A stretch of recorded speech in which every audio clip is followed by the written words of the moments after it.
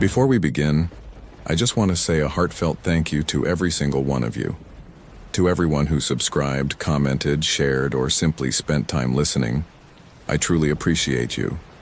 Seeing this family grow makes me incredibly happy, and I'm so grateful to have you here with me. If you enjoy the stories, please subscribe, leave a comment, and share them with your family and friends.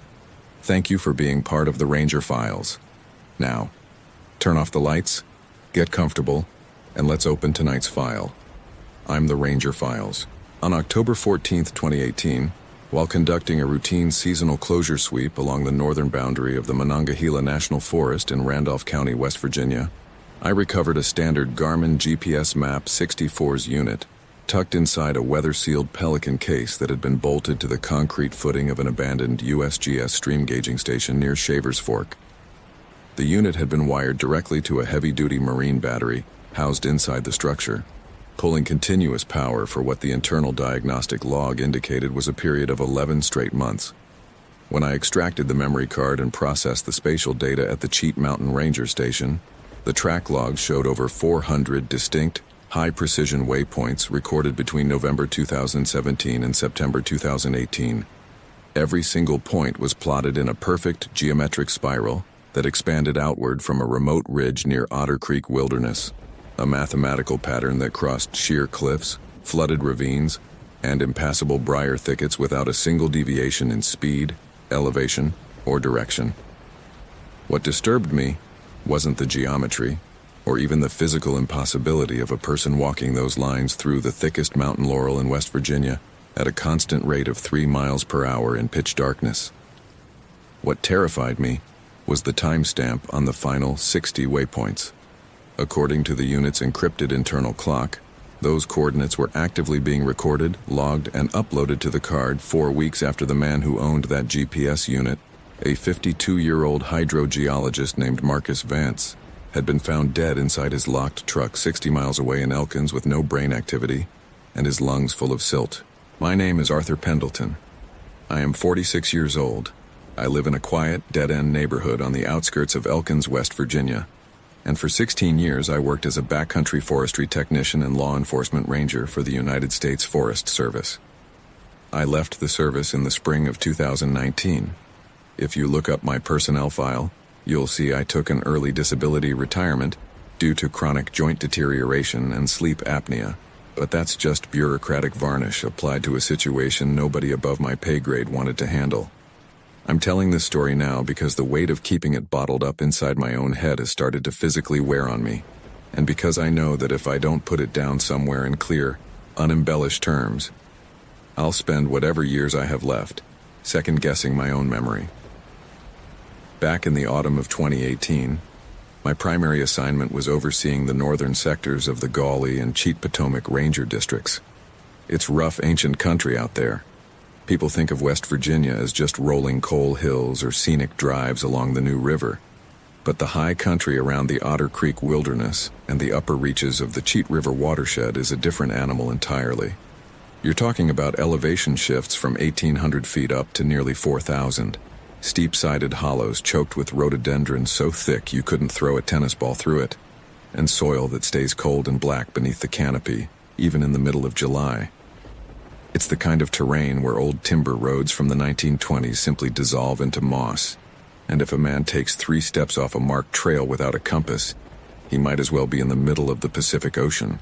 My daily routine was mostly mundane work.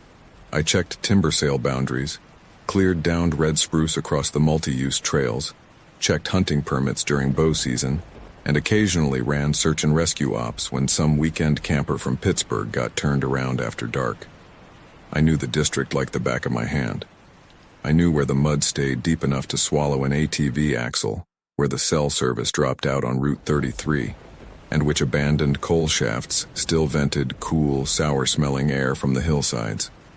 The autumn of 2018 had been exceptionally wet.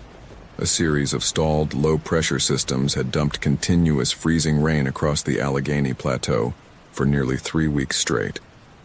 The streams were running bank full, the moss was slick as grease, and the fog hung in heavy gray ribbons between the ridges, never really lifting even at noon.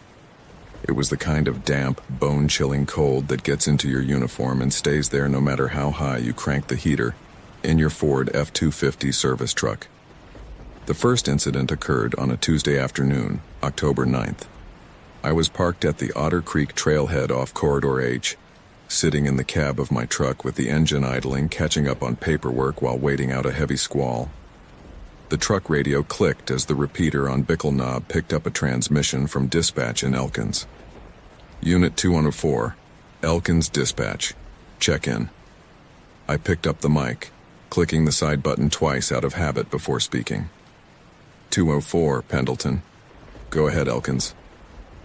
Art, we had a call come in from a property owner down on the edge of the wildlife management area near Shaver's Fork. Guy named Miller.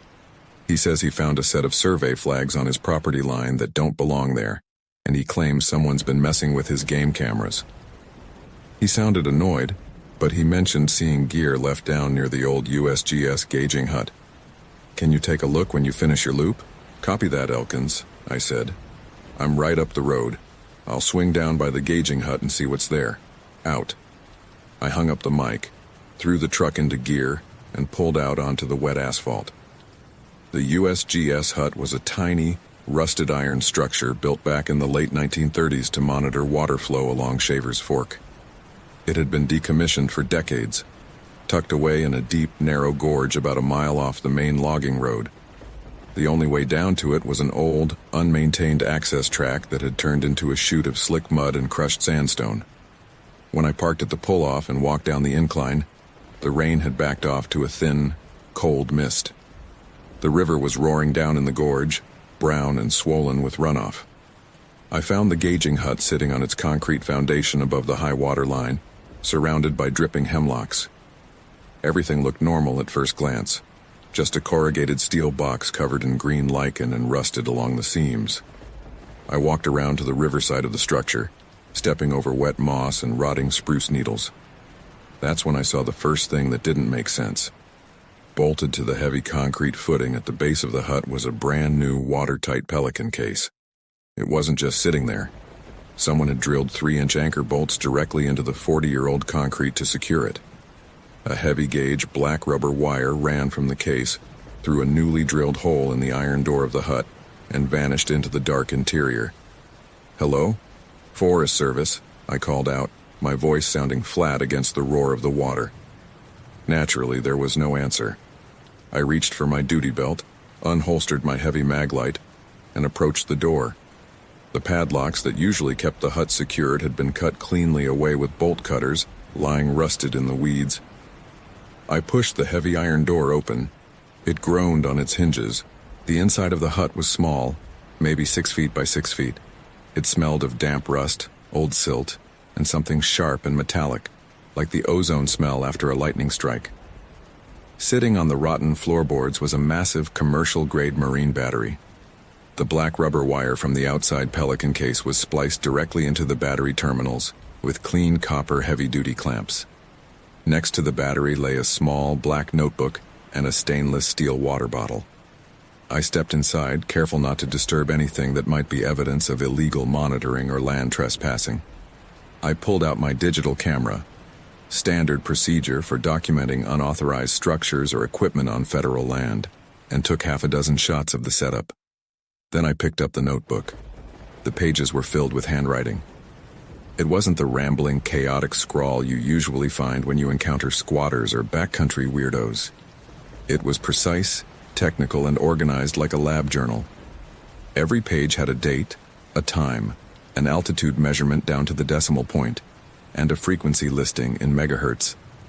But as I flipped through the pages, the entries changed. Starting around late August, the technical entries were interspersed with short, observational notes written in the margins. August 22nd. The interval is shrinking. Pulses are coming from below the bedrock layer, not above. Signal propagation matches nothing in the Regional Geological Survey. September's 04th. Found the second mark near the dry creek bed. The pine needles aren't decaying, they're petrifying from the stem down. September 19th. It's not an echo. An echo doesn't change pitch when you speak back to it. October 02. The battery is holding, but the unit is reading a secondary power pull from the soil itself. It's drawing upward. I stood there in the dark hut, listening to the drip of condensation from the iron roof. I was a ranger, not a scientist, but I knew enough about regional geology to know there were no active seismic units or research grants authorized for this sector. I checked the Pelican case outside. Unclipping the heavy plastic latches, I opened the lid. Inside, snug in custom-cut foam, sat the Garmin GPS unit, its screen illuminated with a faint blue backlight, quietly ticking away. I took out my department radio to call Elkins and run the serial number on the casing. But when I keyed the mic, all that came through the speaker was a loud, high-pitched static that sounded like wet gravel sliding down a metal chute. I unclipped the radio from my shoulder, checked the display, and saw the signal bars flickering wildly, jumping from full strength to zero in rhythmic, 2-second intervals. "Elkins 204, I said into the mic. "Do you copy?" Nothing came back except that rhythmic, wet scraping sound. I stepped out of the iron hut, thinking the metal building was shielding the signal, but even out on the open bank above the roaring creek, the radio refused to connect. The static didn't vary as I moved around. It maintained that exact unnatural rhythm. 2 seconds of noise, 2 seconds of absolute silence, over and over again. I decided right then to confiscate the GPS unit and the notebook as unauthorized equipment on federal land. I unclipped the leads from the marine battery, unscrewed the mounting bracket, and carried the gear back up the muddy trail to my service truck. By the time I reached the Cheat Mountain station in Elkins, it was nearly 5 in the afternoon. The sky was already bruised with the dark purple of an October dusk. The office was mostly empty, save for visual information specialist Sarah Vance, who, despite sharing a last name with the man whose case would soon dominate our lives, was no relation, and Dave Miller, the senior district law enforcement officer. Dave was 58, a big man with a thick gray mustache who had spent 30 years patrolling the Monongahela. He was sitting at his desk with a lukewarm mug of instant coffee, looking over timber harvest permits, when I dumped the Pelican case and the notebook onto his desk. "What's this?" Dave asked, squinting over his reading glasses. "Found it anchored to the old USGS hut down on Shaver's Fork," I said, unbuttoning my rain jacket. "Someone went to a lot of trouble to set up a continuous tracking array. Powered by a marine battery hard bolted to the concrete. Radio went totally haywire while I was standing next to it." Dave picked up the notebook, flipping through the pages with a thick thumb. "Any name in here?" "No," I said.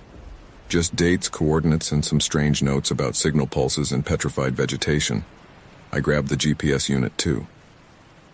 Dave hooked the Garmin up to the office workstation using a standard USB cable. We sat there while the desktop computer initialized the drive and opened the proprietary mapping software we used for boundary tracking. When the spatial overlay populated on the screen, both of us leaned in closer. The map showed the topographic layout of the Otter Creek Wilderness, a jagged, high-elevation plateau cut through by deep ravines and dense hardwood spruce forests. Overlaid on top of the terrain map was a series of bright red dots connected by thin, yellow vectors. "That's not a normal trail log," Dave muttered, zooming in. It wasn't. A normal trail log from a hiker or surveyor looks like a crooked line that follows terrain features, ridge lines, creek beds, cleared paths. This log was a pristine mathematical spiral. It started in the center of a remote, untrailed drainage valley known as Devil's Gulch, then looped outward in ever-widening rings, crossing over vertical rock faces, swampy bottomlands, and impenetrable spruce thickets with absolute razor-sharp precision. "Look at the timestamp data," I said, pointing at the sidebar menu. Dave clicked the first waypoint. November 14th, 2017, 3 in the morning. He scrolled down to the outer edge of the spiral. October 8th, 2018, yesterday. "Look at the speed," I added. The software calculated the movement between waypoints, regardless of whether the path went down a flat dirt road or directly up a 90-foot vertical cliff face in the middle of winter. The speed stayed identical, 3.1 miles per hour. It didn't slow down for elevation gain. It didn't pause for rest. It didn't stop for rivers. Software bug, Dave said firmly, leaning back in his chair and rubbing his eyes. Has to be. Someone set up a computer script to generate fake spatial data and loaded it onto the unit's storage drive. Probably some student down at West Virginia University running a modeling project without a permit. And the battery set up at the hut? I asked. The bolts in the concrete? People do strange things when they think nobody's watching, Dave said, though his voice lacked conviction. Leave it on my desk. I'll file an unauthorized equipment report in the morning and send a memo to the regional office. Go home, Art. You look like you've been standing in the rain all day. I went home to my house on the ridge outside Elkins, but I didn't sleep well. Every time I drifted off, I kept hearing that strange rhythm from the radio, that wet, scraping static that cut in and out every 2 seconds, like a clock ticking inside a flooded cellar. 2 days later, on Thursday morning, we got the call about Marcus Vance. A local hunter had spotted a silver Ford Ranger parked off an overgrown logging pull-off near West Virginia Route 15, deep inside the Gawley Ranger District.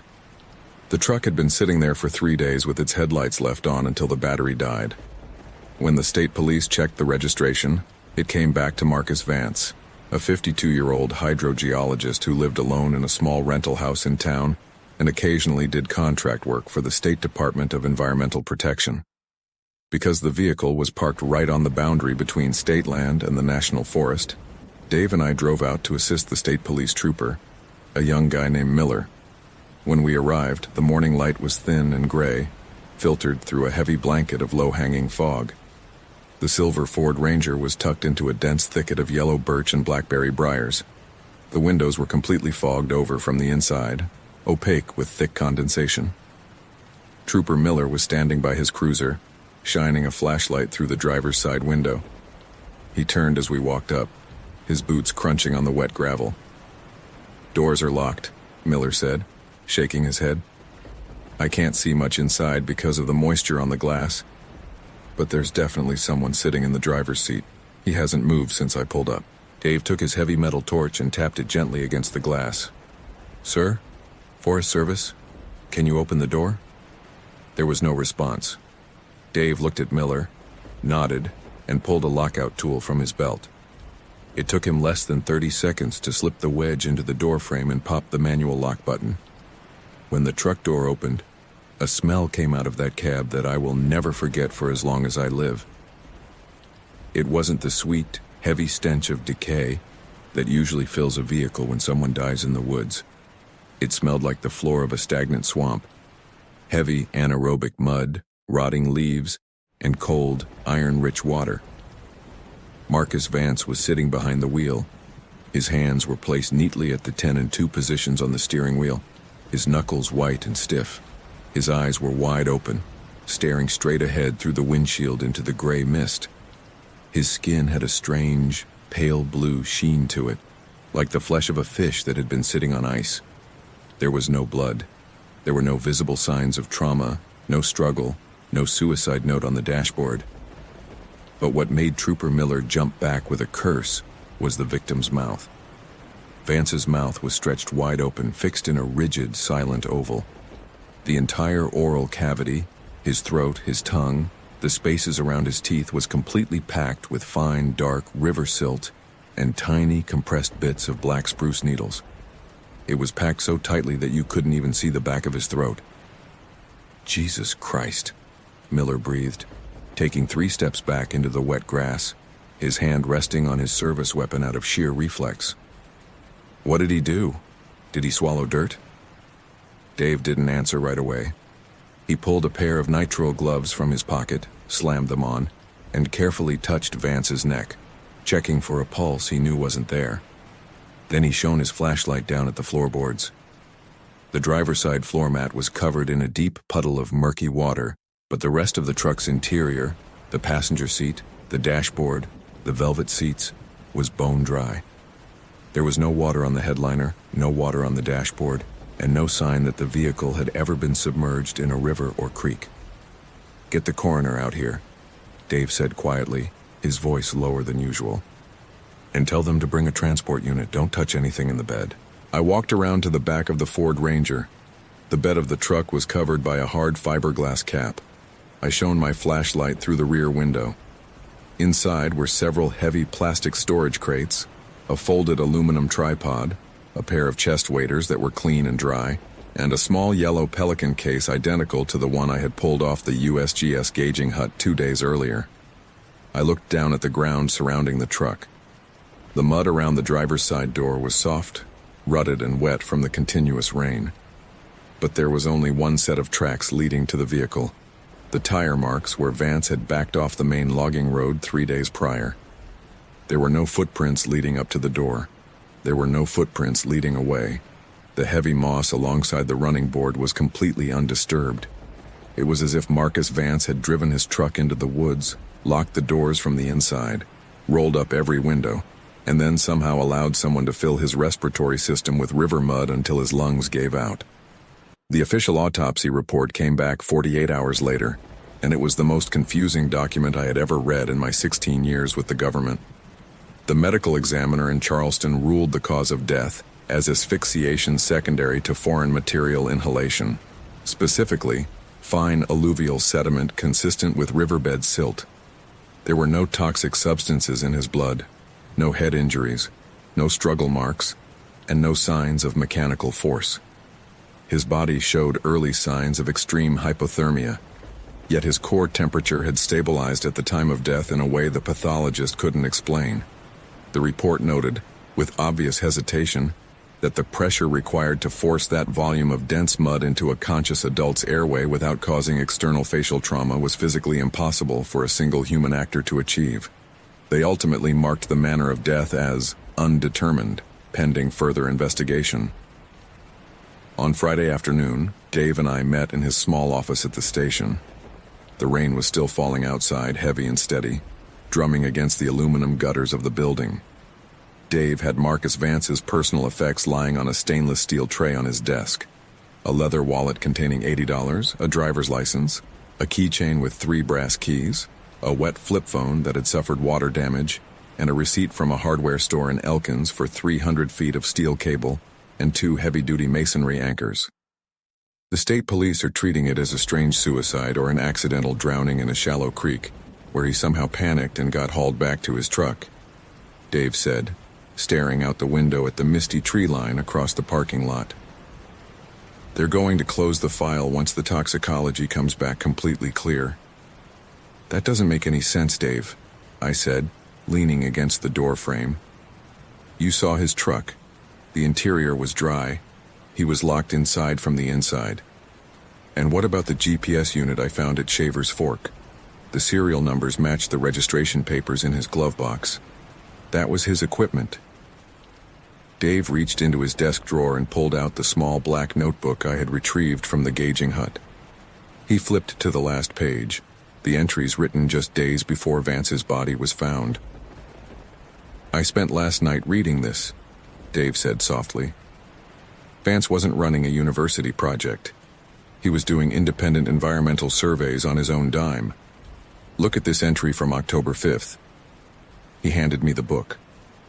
I looked down at the cramped, precise writing. October 05. The acoustic frequency isn't traveling through the air or the water. It's moving through the bedrock itself. When I place the geophone against the shale formation at the bottom of the gulch, the ground isn't vibrating, it's displacement. The rock layer is compressing and expanding in a 2-second cycle. It feels like breathing. If I stay near the creek for more than 20 minutes, my mouth tastes like wet clay. I can't clear my throat. I swallowed hard, feeling a cold knot form in the pit of my stomach. What is Devil's Gulch? I asked. The GPS track started there. Dave pulled down a heavy wall map of the Monongahela, a detailed USGS topographic overlay showing every contour line, elevation marker, and drainage system in the county. He pointed a thick finger at an area deep within the Otter Creek wilderness, miles away from any maintained trail or emergency shelter. Devil's Gulch was an old, narrow limestone gorge carved by an unnamed tributary that fed into the dry fork of the Cheat River. According to the map, the area had been logged briefly in the early 1900s by a long-defunct lumber company. But after a massive rock slide in 1924 killed 4 workers and buried the narrow-gauge rail line, the company had abandoned the sector entirely. It was designated as wilderness in the 1970s, meaning no motorized vehicles, no roads, and no permanent structures were allowed. It was one of the most isolated spots in the state. "There's an old ranger shelter listed near the ridge above the gulch," Dave said, his finger moving along a faint red-dotted line on the map. "Built by the Civilian Conservation Corps back in 1936. It's been decommissioned since the 60s, but the stone chimney and log frame are still standing. Vance had a permit to set up non-permanent monitoring stations along that boundary 3 years ago, but it expired in 2016. "We need to go out there," I said. Dave looked up at me, his eyes tired and shadowed. "Art, the state police aren't investigating this as a crime. As far as the regional office is concerned, Vance was an eccentric contractor who had a medical event in his truck. If we go trekking into the Otter Creek wilderness in the middle of a continuous flood warning, we're doing it on our own time and outside official protocol." "Look at the GPS data again, Dave," I insisted, walking over to his computer and bringing up the software. "The track log didn't end when Vance died. I checked the memory card this morning before you came in." I clicked on the latest spatial entry. A new dot had appeared on the map, time-stamped at 02:14 a.m. that very morning, hours after Marcus Vance's body had been sitting in the morgue in Charleston. The dot was located at the exact center of Devil's Gulch. Dave stared at the computer screen for a long, heavy moment. The room was dead silent except for the dull, rhythmic hum of the desktop tower and the rain outside. "Pack your heavy wet weather gear," Dave said quietly. "We leave at 4 tomorrow morning before the office opens." We left the station long before dawn on Saturday, October 13th. The sky was pitch black, and the rain had turned into a needle-like sleet that stung any exposed skin.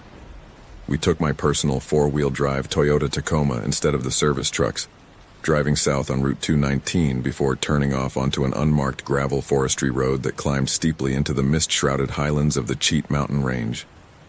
The road grew steadily worse as we gained elevation. Fallen branches, washed-out gravel, and deep ruts filled with icy water forced me to keep the truck in low gear. By the time we reached the trailhead, a rusted iron pipe gate blocking an abandoned logging road, we were nearly 3,000 feet up. The temperature gauge on my dashboard read 33 degrees Fahrenheit. We strapped on our internal frame backpacks, packed standard emergency cold weather gear, first aid kits, 2 high-powered searchlights, sat phones, and our sidearms. Dave carried his service-issue Sig Sauer .40 caliber, and I had my personal Smith & Wesson .357 Magnum. We didn't talk much as we locked the truck and stepped past the gate into the dark forest. The trail into Devil's Gulch was almost entirely overgrown.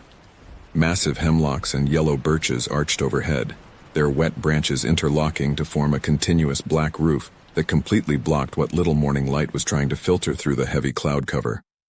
The air beneath the canopy was dead cold and still, carrying the heavy, wet smell of decaying fern fronds and ancient, undisturbed soil. We walked in silence for nearly 3 hours, our headlamps cutting thin beams through the drifting banks of fog. The terrain became progressively steeper and more treacherous. We were forced to sidestep along slick shale banks, duck under fallen timber coated in emerald moss, and navigate dense tunnels of high-elevation rhododendron whose thick, tangled limbs clawed at our packs like stiff fingers. Around 9 in the morning, we reached the ridgeline overlooking Devil's Gulch. The fog was thicker here, clinging to the valley floor like a lake of white milk. Looking down into the ravine, you couldn't see the ground at all, just the black tops of red spruce trees poking through the mist like spears. The sound of the creek below didn't carry like a normal mountain stream. Instead of a sharp, clear rush of water, it sounded muffled, low and heavy, like thick grease being pumped through a pipe. "There's the CCC shelter," Dave said, pointing through the trees with his walking stick. 100 yards ahead on a small artificial bench cut into the hillside sat the old ranger shelter.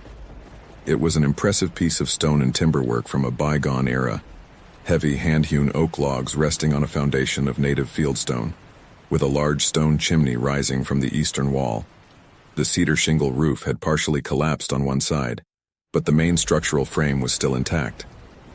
As we approached, I noticed that someone had attempted to make the abandoned structure weatherproof. Black plastic sheeting had been stapled over the missing sections of the roof, and the glassless window openings had been sealed with thick sheets of exterior-grade plywood.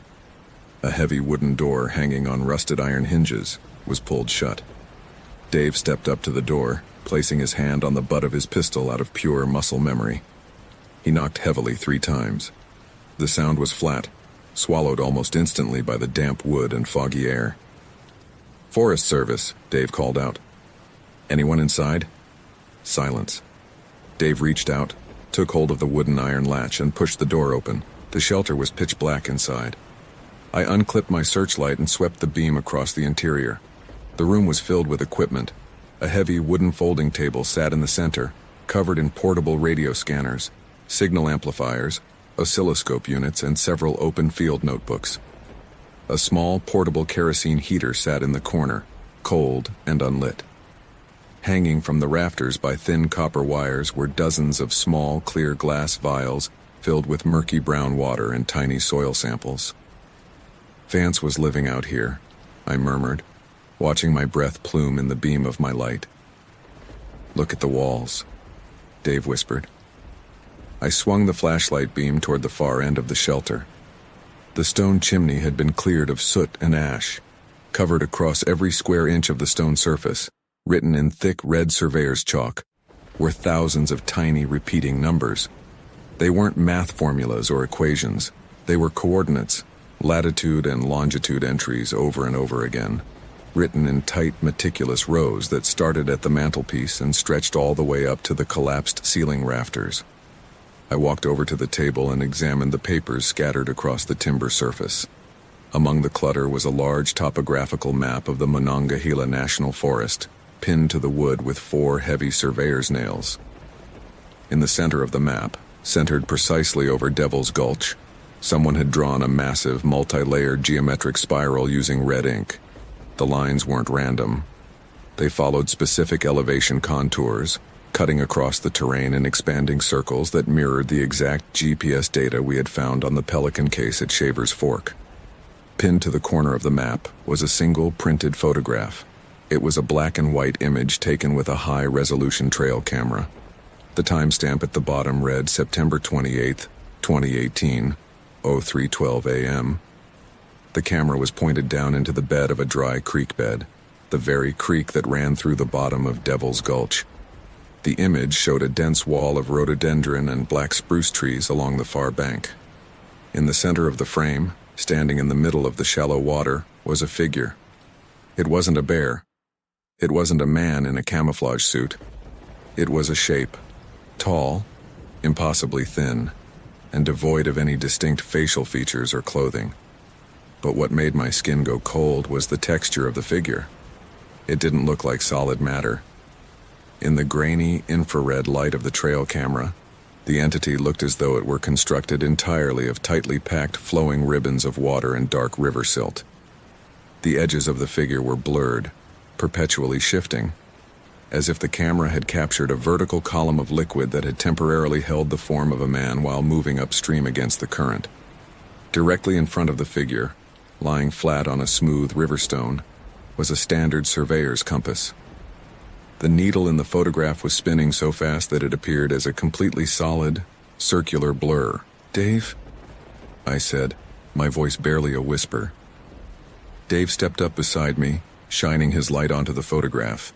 He didn't say anything for a long time. His face was entirely pale, his lips pressed into a hard, thin line. "That's not an optical illusion," he said, his voice flat. "That's not a light leak on the sensor." Suddenly, the air inside the stone shelter changed. It was instantaneous. The temperature, which had been hovering around freezing, dropped precipitously within seconds. My breath stopped coming out in light plumes and began freezing in tiny, icy crystals on the collar of my jacket.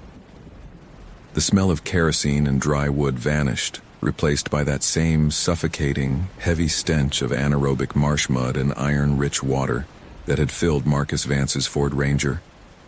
Then came the sound. It didn't come from outside the shelter. It didn't come from the woods or the sky. It came from directly beneath our feet, from deep within the bedrock layer underneath the stone floorboards. It was a low, rhythmic pulse.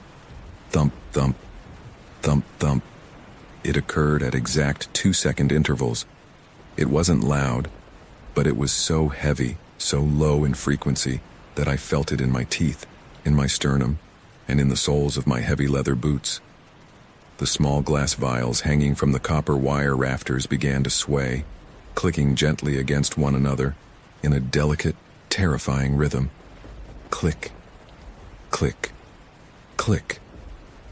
"We need to leave," Dave said, his hand gripping my shoulder with a force that bruised through my heavy layers. "Right now, Art. Get out of the cabin."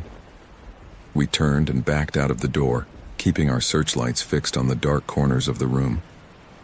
As soon as my boots hit the wet soil outside, my shoulder radio, which had been turned off and unclipped from my belt, suddenly burst into life. The speaker didn't emit static. It emitted a voice. It was a voice I recognized instantly from a dozen staff meetings and timber safety seminars. It was Marcus Vance's voice, but it wasn't speaking in sentences. It was reciting coordinates, a continuous monotonous stream of latitude and longitude numbers, spoken in a flat mechanical tone that lacked any human cadence or pause for breath. "Turn it off," Dave yelled, his voice cracking with a panic I had never heard from him in 30 years of service. "Art, turn the radio off." I grabbed the radio, snapped the power knob off, and pulled the lithium battery pack straight out of the housing. The voice didn't stop.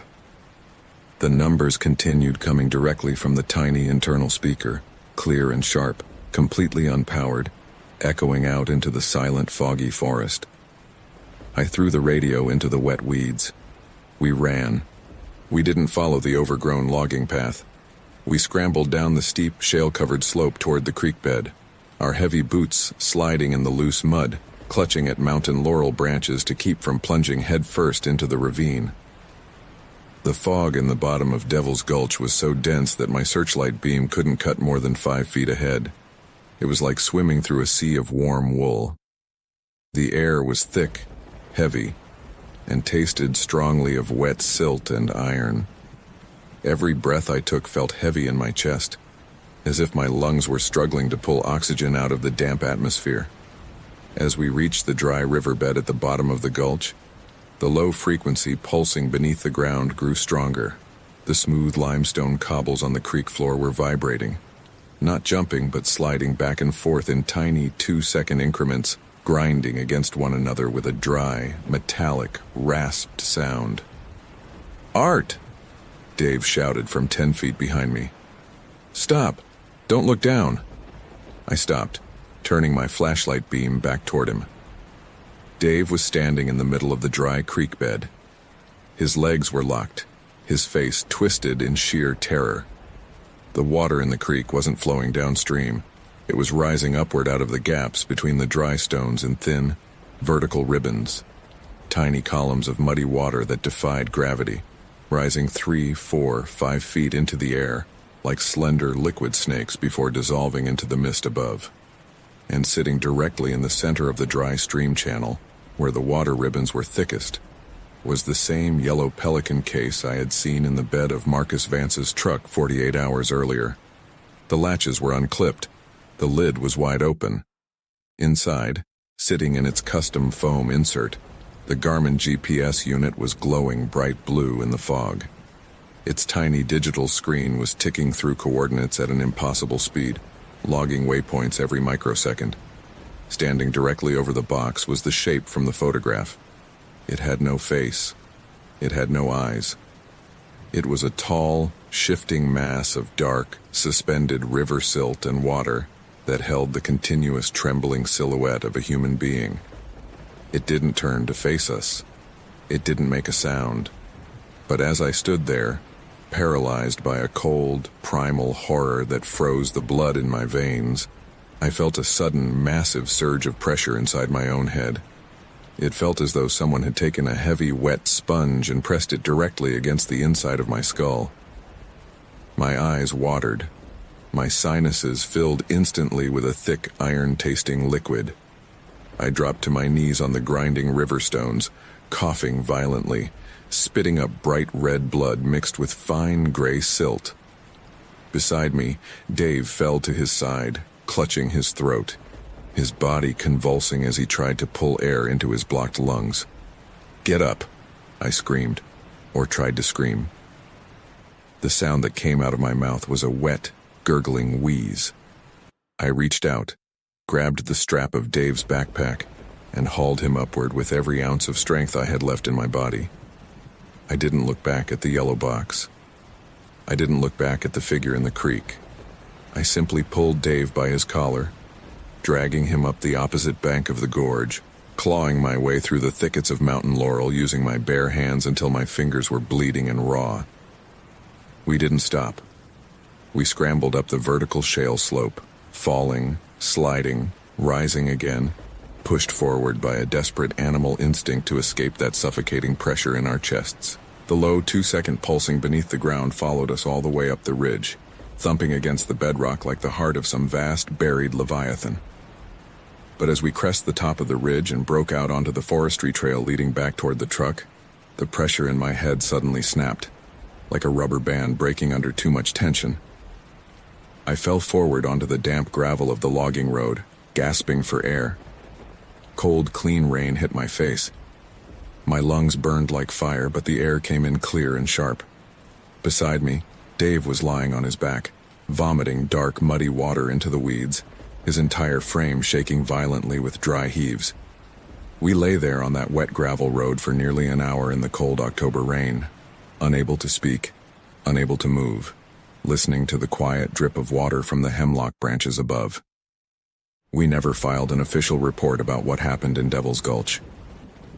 When we got back to the Cheat Mountain station late that afternoon, Dave walked straight into his office, pulled his personnel file from the filing cabinet, and filled out his retirement paperwork. He didn't say a word to me.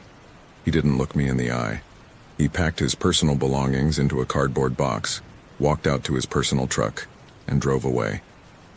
He moved to coastal North Carolina 3 weeks later, and in the 8 years since that day, I have never spoken to him again. I stayed on with the Forest Service for 5 more months. I spent those months sitting behind a desk in Elkins, avoiding backcountry field assignments whenever possible. My official reason for leaving the service in March 2019 was medical. Chronic pulmonary fibrosis, a sudden and unexplained scarring of my lung tissue that my doctors in Morgantown attributed to severe environmental exposure or a rare fungal infection, though they could never identify the specific pathogen. The official state police investigation into Marcus Vance's death remained closed. His vehicle was cleared from the logging road, his personal effects were handed over to an estranged sister in Ohio, and his death was recorded as an unexplained accidental drowning. The CCC shelter in Devil's Gulch was never inspected by federal authorities. 6 months after our trip into the gorge, a massive landslip occurred during the spring thaw of 2019. Thousands of tons of shale, mud, and ancient timber collapsed from the upper ridge, completely burying the shelter, the old logging track, and the entire drainage bed under 40 feet of crushed rock. If you go out to the Otter Creek Wilderness today, you won't find Devil's Gulch on any updated map. The area has been officially redesignated as a high-hazard rockfall zone, permanently closed to public access and marked with heavy iron fencing along the boundary trails. I try to live a quiet life now. I work part-time doing small engine repair out of my garage in Elkins. I don't go hiking. I don't go hunting during deer season. I don't even like to drive on Corridor H when the fog rolls down off the ridges late in the evening. I thought I had managed to lock that day away in the back of my mind, to bury it under years of mundane routine and domestic quiet. Then 3 weeks ago on July 24, 2026, I received a small cardboard parcel in my mailbox. There was no return address, no postmark from a local office, and no name on the label, just my house number printed in blue ink. Inside the box was a small sealed plastic bag containing an old water-damaged USB flash drive. I hesitated for 2 days before I finally plugged that drive into an old, offline laptop I keep in my basement. The drive contained a single audio file, It was an uncompressed WAV recording, 12 seconds long. When I played the file, there was no sound at first, just the faint, low-frequency hum of wet gravel sliding down a chute. Then came a voice. It wasn't Marcus Vance. It wasn't Dave Miller. It was my own voice, recorded with absolute clarity, speaking words I have never said in my entire life, reciting a new string of geographical coordinates in a flat, monotonous rhythm that does not stop for breath. The coordinates point to a spot 3 miles south of my current house, directly beneath the concrete basement floor of the local county hospital where I go every 6 months for my lung scans. I haven't gone back for my appointments, I haven't checked the basement floor, and late at night, when the summer rain hits the aluminum roof of my garage, I lay awake in the dark, feeling that dry iron taste return to the back of my throat, wondering how much longer the ground beneath this town is going to hold its breath. My name is Thomas, I'm 64 years old, and for 32 years I worked as a backcountry ranger for the National Park Service before retiring to a quiet piece of land in western Montana. The events I am finally putting into words happened in the late summer of 1998, inside the boundary of the Bob Wilderness. If you dig through the old search and rescue logs at the district office in Choteau, you'll find an entry dated August 14th regarding a missing party of 2, a father and his teenage son from Spokane, who never checked out at the trailhead near the Sun River. The off-shift report notes that after 6 days of sweeping the drainage, our team located their camp completely intact. 2 down sleeping bags unrolled inside a 3-person dome tent, 2 pairs of leather hiking boots set neatly beside the door mesh, and a battery-operated Coleman lantern still burning on low power inside a sealed plastic bear bag hung 20 feet up a lodgepole pine. We never found the boots' owners, nor did we find a single imprint in the pine needles surrounding that tree, but what the official paperwork leaves out is the physical state of the radio call log I turned in at the end of that week. Page 47 of that logbook is missing, because I tore it out with my own hands and burned it behind my cabin, right after I listened to a 30-second burst of static that came through my handheld receiver while I was standing alone in the middle of a clear-cut 3 miles from where those boots were sitting. When you spend 3 decades wearing the gray and green uniform, you learn that people disappear in the woods for completely mundane, completely tragic reasons. They drop their map into a fast-moving creek. They take a shortcut down a shale slope and break an ankle. They misjudge how fast hypothermia sets in when an August afternoon thunderstorm dumps cold rain on synthetic fleece. As a ranger, your mind automatically defaults to the practical physical mechanics of survival.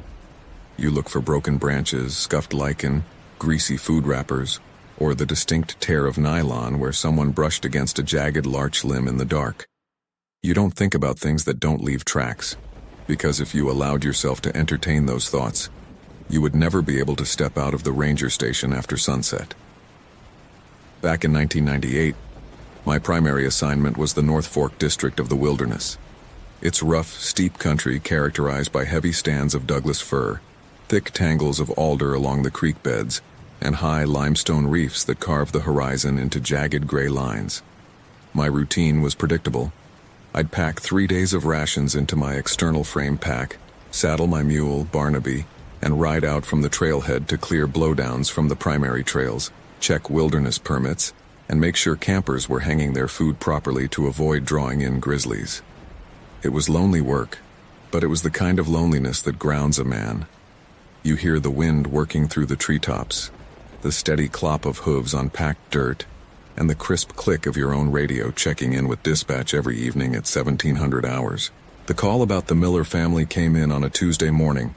Dispatch operator named Sarah, a woman who had worked the radios out of Great Falls for 20 years and never raised her voice for anything short of a wildfire, called my unit directly over the frequency. She told me an SUV had been sitting at the Gibson Reservoir trailhead for 4 days, past its intended return date. The registration belonged to a man named David Miller, who had taken his 14-year-old son Ethan on an 4-day fishing loop up toward the North Fork drainage. They were experienced campers by all accounts, equipped with proper gear, good topo maps, and plenty of provisions. I met up with Deputy Ray Ortiz from the Teton County Sheriff's Office near the trailhead staging area around noon. Ray was a straightforward guy in his late 30s, built like a linebacker, who carried himself with the pragmatic calm of a former state trooper. He was sitting on the tailgate of his patrol truck flipping through a stack of laminated maps when I rode up with Barnaby. Ray squinted up at the clear blue sky and shrugged off his Stetson to wipe his brow. "Weather's been pristine, Tom. No rain since Sunday. No major temperature drops at night. If they got lost, they ought to be sitting tight by a water source waiting for us to fly a helicopter over. Unless one of them took a fall on the scree above the pass," I said, swinging down off my saddle and checking the cinch on Barnaby's pack harness.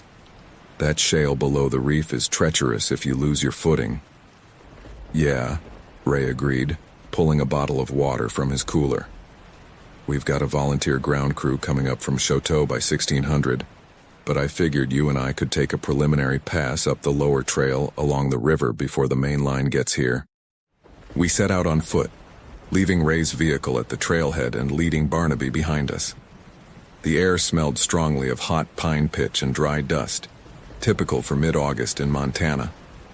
The trail followed the gentle curve of the river, cutting through dense stands of timber before opening into wide meadows filled with dry blue bunch wheatgrass. Everything about the afternoon felt utterly normal. Grasshoppers buzzed in the sun, small brook trout rose to catch midges in the quiet eddies of the river, and the sky was that pale, cloudless blue that makes you forget how vast and unforgiving the northern Rockies can be. By 3 in the afternoon, we reached the boundary where the maintained trail ended and the primitive wilderness path began. That was where we found the first indication that something was off, though at the time, neither of us recognized it for what it was. About 50 yards off the main path, in a grove of old-growth lodgepole pines where the sunlight barely hit the forest floor, we spotted David Miller's tent. It was a high-end, 3-person mountain tent, brightly colored in bright orange and gray, set up on a flat patch of soil between 2 massive trees. "Found 'em," Ray said, breathing a sigh of relief as he stepped off the trail and unbuttoned the holster strap on his sidearm out of pure habit. "Hey, David, Ethan, Park Service and Sheriff's Office." No one answered. The camp was dead silent except for the slight creak of the pine branches high above us.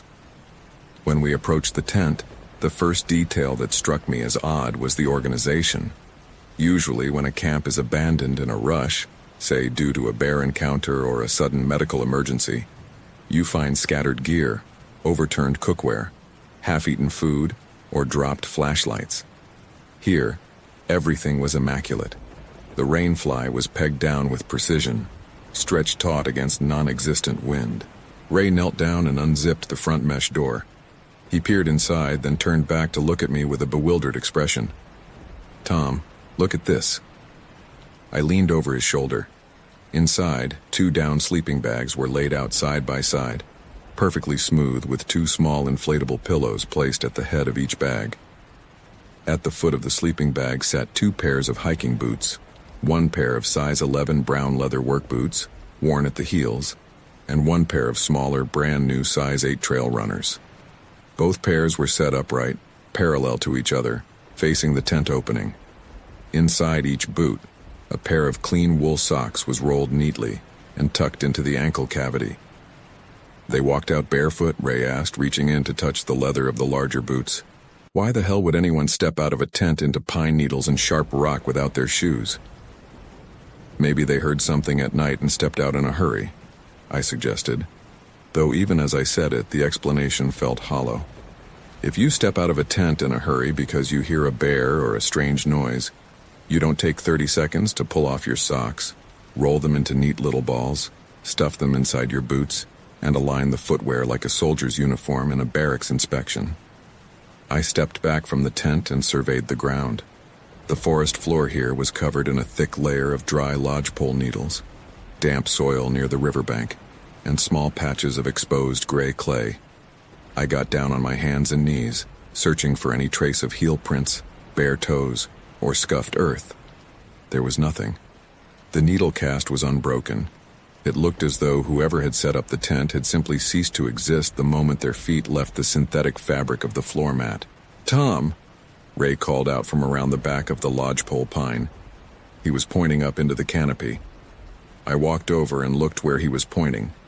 High up in the branches, at least 20 feet above the ground, hung a heavy canvas bear bag. It was tied off to a thick limb using a professional-grade load-bearing carabiner and a length of green paracord. What caught my eye was not the bag itself, but the faint, steady amber glow emanating from inside the semi-translucent canvas. "Is that a lantern?" Ray asked, squinting against the glare of the sky. "It's an electric lantern," I said. "It's turned on." Why would someone haul an electric lantern 20 feet up a tree and leave it burning in broad daylight? I didn't have an answer. I unhitched the tie-off rope from the trunk of a nearby sapling and lowered the bag to the ground. Inside, alongside 3 unopened, freeze-dried meal pouches, a tube of toothpaste, and 2 energy bars, was a small battery-powered LED lantern. It was switched to the low setting, its tiny diode emitting a warm, rhythmic hum. The batteries were still strong, meaning it couldn't have been running for more than a day or two at most. Ray rubbed the back of his neck, his thumb tracing the seam of his collar. "This doesn't make any sense, Tom. If they got grabbed by an animal, there'd be blood. There'd be torn nylon, dragged brush, something. If they walked away voluntarily, where are their shoes and why leave the lantern lit in the tree?" "We need to get the K9 unit up here," I said, reaching for the microphone clipped to the shoulder strap of my radio chest rig. "Sarah, this is Unit 4, I said, depressing the push-to-talk button. Static cracked over the speaker, heavy and thick with electromagnetic hash, which was unusual given our proximity to the repeater tower on Fairview Peak. "Unit 4, this is dispatch, go ahead."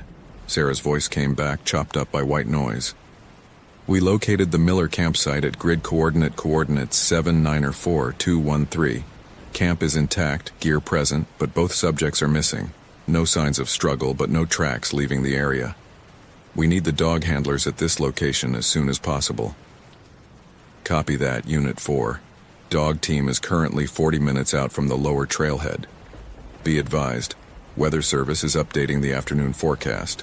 We have a localized cell building over the Sun River complex. Expect rain and reduced visibility within the hour." I looked up through the canopy. The clear blue sky that had accompanied us all morning was rapidly disappearing behind a thick bruised wall of dark gray clouds rolling over the ridge from the west. The air temperature, which had been comfortably warm half an hour ago, suddenly dropped by 15 degrees in a matter of minutes. A cold, sharp wind began to push through the tops of the fir trees, making the high branches creak like old wooden floorboards. Ray looked at the sky, then at the silent tent. "I'm going to walk down to the river edge and see if they slipped in while getting water. You stay here with the pack mule?" "Go ahead," I said. "Keep your radio on channel 2. Ray nodded, pulled his flashlight from his belt, just in case the light failed early, and began picking his way down the steep, brush-covered embankment toward the roar of the Sun River, about 80 yards to the south. I was left alone in the grove with Barnaby. The mule was noticeably restless.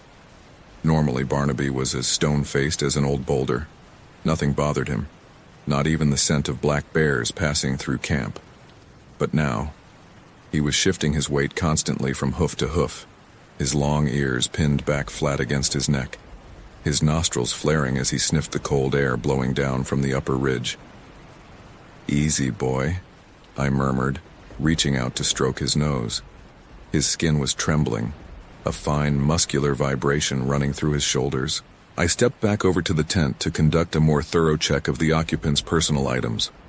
Inside David Miller's backpack, I found his wallet, his truck keys, a camera, and a small leather-bound trail journal. I opened the journal. The entries were ordinary. Notes about the trail conditions, the weight of their packs, the number of cutthroat trout Ethan had caught at the mouth of the creek. The last entry was dated 2 days prior, August 12th, at 8:30 in the evening. Camp set up near the river, the handwriting was clear and precise. Ethan is tired. Beautiful night, clear skies. But there's a sound coming from the ridge above the trees. Sounds like an air horn or a train whistle, way off in the distance, repeating every 12 minutes exactly. No tracks around the clearing, but the wind keeps dropping completely right before the sound starts. Going to bed. Below that line, written in much looser, erratic scrawl that looked like it had been jotted down in total darkness, was a single sentence. It isn't on the ridge. I stared at the page for a long time, the paper cold between my fingers. The wind outside grew stronger, whistling through the needles of the lodge poles but down on the forest floor. The air felt strangely dense, almost heavy, like the pressure change you feel in your ears right before a massive thunderclap. Suddenly, my radio squawked with a blast of harsh, high-pitched feedback that made me jump. Tom, do you copy?" Ray's voice came through the small speaker, but it was ruined by an intense, rhythmic static. A low, rhythmic thumping noise that sounded like someone beating a wet mattress with a wooden paddle. "Down by the bank. You need to... up here." I grabbed the mic. "Ray, you're breaking up badly. Say again. Did you find something?" "Not in the water. Tom, the trees. Look at the..." The signal cut out completely into a flat, dead hiss. "Ray!" I called into the mic. No answer. I unholstered my sidearm, a standard-issue Smith & Wesson .357 Magnum, and walked quickly toward the edge of the embankment where Ray had descended. The clouds had completely choked out the sun now, plunging the forest into a deep, sickly twilight. The smell of rain was thick in the air, mixed with a strange, metallic scent that reminded me of copper wires shorting out in an electrical junction box. "Ray!" I shouted, picking my way down the steep dirt slope, holding onto alder trunks for stability. The river roared below, a wide gray band of churning water hitting the boulders at the bend.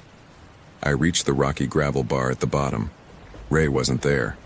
His flashlight was lying on a flat river stone about 10 feet from the water's edge. It was switched on, its beam cutting a pale circle against the gray rocks. Beside the flashlight lay his official sheriff's department hat, neatly placed crown down on the gravel. I ran over to the spot, my heart hammering against my ribs like a trapped bird. "Ray!" I looked downstream, then upstream. The riverbank was wide open for 100 yards in either direction. There was nowhere a man could hide, nowhere he could walk without being plainly visible in the gray light. Then I noticed the rocks around the flashlight. The river bar was made of smooth, gray river gravel and fine, wet sand. Where Ray had been standing, there were 2 distinct boot prints where his heavy soles had pressed into the wet silt near the water. But directly beside those prints, where his next step should have been, the sand was smooth, not disturbed, not washed away by water, but completely flat, as if he had simply been lifted straight up into the air without his boots ever taking another step. I swung my revolver up, panning the dark tree line on the opposite side of the river. Nothing moved. There was no sound except the rushing water and the wind tearing through the pine canopy high above. "Ray, answer me!" I screamed into the radio, my voice cracking. Nothing came back over the speaker except that same rhythmic thumping sound. Thump, thump, thump. Like a slow, heavy pulse operating on a frequency that felt deeper than audio, something I could feel in the enamel of my teeth. I backed up the embankment, keeping my gun pointed toward the river, my eyes darting frantically from trunk to trunk, branch to branch. The forest felt entirely foreign now, stripped of all its familiar, comforting layout. The shadows between the fir trees looked deeper, thicker, like pools of dark oil standing between the trunks. When I crested the top of the ridge and returned to the campsite, Barnaby was gone. The mule had been tied to a stout larch tree with a heavy nylon-led rope. The rope was still there, still knotted securely around the trunk. But the halter, the heavy leather strap that wrapped around the animal's head, was lying intact on the pine needles beneath the knot, completely unbuckled and laid flat on the ground. Barnaby hadn't snapped the rope. He hadn't pulled the knot loose. The leather buckles had simply been unfastened, set down, and the 600-pound animal had vanished without making a sound. without leaving a hoof print in the soft soil, without breaking a single twig in the surrounding brush. That was the moment the rational, logical scaffolding of my life as a backcountry ranger collapsed entirely. I wasn't dealing with a disoriented hiker, a black bear, or an armed poacher hiding in the woods. I was standing in the middle of a wilderness I had patrolled for 12 years, surrounded by things I knew, yet every rule of physical reality had been quietly, terrifyingly set aside. I ran back to my pack, which was sitting near the tent. My hands were shaking so violently I could barely manipulate the buckles. I grabbed my spare radio battery, my high-powered magnesium flashlight, and my topographical map case. As I bent over to zip my pack, the wind died down. It didn't taper off gradually. It stopped instantaneously, as if someone had closed a massive door against the sky. The leaves of the alders stopped flickering. The high needles of the lodge poles went stone still. The silence that fell over the forest was absolute, total, and suffocating. No insects, no birds, no sound of the river. Even the rushing roar of the water below the embankment seemed to fade into a dull, distant murmur that felt miles away. Then, from somewhere far up the ridge to the north, I heard it. It was a low, resonant, metallic tone, vibrating through the cold air like the horn of a freight train blowing through a mountain pass late at night. It lasted for 5 seconds, holding a pitch that was impossibly clean and smooth, totally devoid of any organic crackle or breath.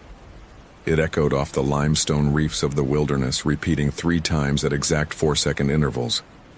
Bum, bum, bum. My skin flushed ice cold. I remembered the note in David Miller's journal. The wind keeps dropping completely right before the sound starts. I stood frozen in the center of the clearing, my knuckles white around the grip of my revolver. I didn't know where to look.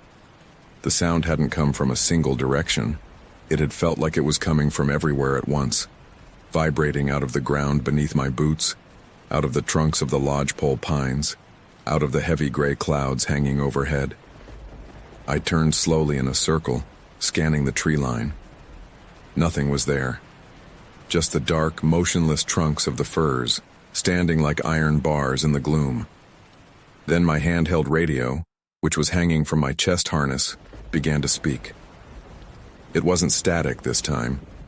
It wasn't Sarah's voice from Great Falls Dispatch, nor was it Ray. The voice that came through the small crackling speaker was my own.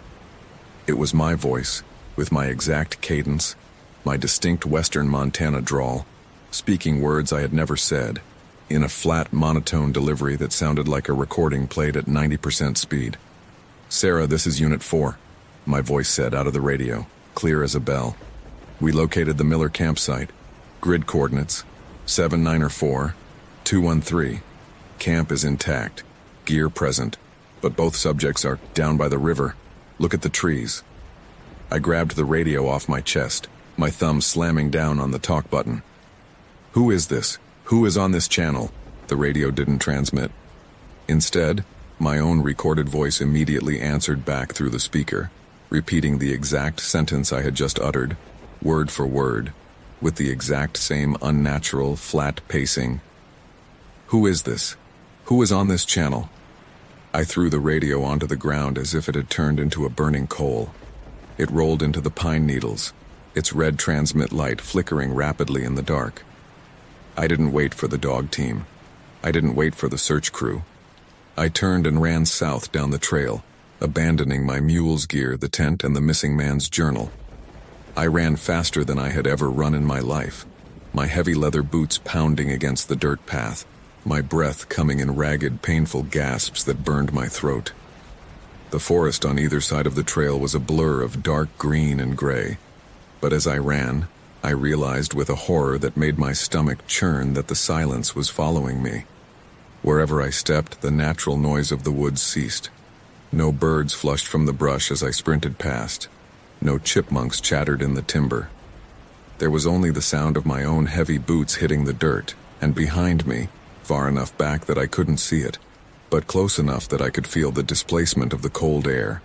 A light, rhythmic snapping sound, like dry pine needles being compressed under immense, deliberate weight, moving through the trees at the exact same pace as my sprint. I didn't look back. I knew intuitively that if I stopped, if I turned around with my flashlight and illuminated whatever was moving through the timber behind me, I would end up like Ray. A pair of empty boots sitting on a riverbed, a hat placed carefully on the gravel, and a radio playing back my own voice to no one. I ran for 3 miles without stopping, my lungs tearing with every breath, until the dark walls of the timber finally gave way to the wide, open gravel parking lot at the Gibson Reservoir trailhead. The search and rescue staging vehicles were there, 3 county sheriff cruisers with their red and blue emergency lights flashing silently against the rain, and a horse trailer belonging to the volunteer search team. I stumbled out of the tree line and collapsed onto the hood of Deputy Ortiz's backup vehicle, gasping for air, my hands slick with cold sweat. A pair of search volunteers ran over to me, grabbing my arms to keep me from sliding to the gravel. "Tom, Jesus, Tom, what happened to you? Where's Ray?" I looked up at them, my vision swimming in the flashing blue light. I tried to speak, tried to tell them about the campsite, about the boots, about the radio, about the tone that had rattled my teeth from the limestone ridge. But when I opened my mouth, all that came out was a dry, hollow rattle. "There's a radio transmission coming through on the sheriff's band," one of the volunteers said, pulling a heavy vehicle-mounted radio mic out through the open window of the patrol car. "It's been playing on a loop for 10 minutes. He turned up the volume on the car radio. The speaker blared into the cold night air, overriding the hum of the idling engine. It was my voice again, flat, emotionless, perfectly rhythmic. "We located the Miller campsite. Camp is intact, gear present, but both subjects are down by the river. Look at the trees." And then, underneath my recorded voice, buried beneath the layer of electronic static, was another sound. It was the faint, unmistakable sound of a 14-year-old boy crying softly, whispering a phrase over and over again into the receiver. "It isn't on the ridge. It isn't on the ridge. It's sitting in the tree." The search for David and Ethan Miller and Deputy Ray Ortiz lasted for 14 days. They brought in 200 ground searchers, National Guard helicopters equipped with forward-looking infrared sensors, and specialized tracking hounds from 3 different states. They searched every square yard of the Sun River drainage, dragged the river bottom for 5 miles downstream, and scanned every limestone cave along the reef. They found nothing. No clothing, no hair, no bone fragments, no blood. Nothing. The official report concluded that Deputy Ortiz had likely fallen into the swift river while investigating the campsite, and that his body had been swept into the deep, inaccessible gorges downriver. The Millers were listed as lost in the wilderness, presumed deceased due to exposure, despite the fact that the weather during their entire trip had been mild and clear. I turned in my resignation 3 weeks later. I didn't fill out the retirement paperwork. I just walked into the district supervisor's office in Great Falls, laid my badge, my radio harness, and my service weapon on his desk, and walked out without saying a word. I bought a small cabin 40 miles outside of Missoula, set back in a meadow surrounded by open pasture land, where I can see the horizon in every direction. I don't go into the woods anymore. I don't hike.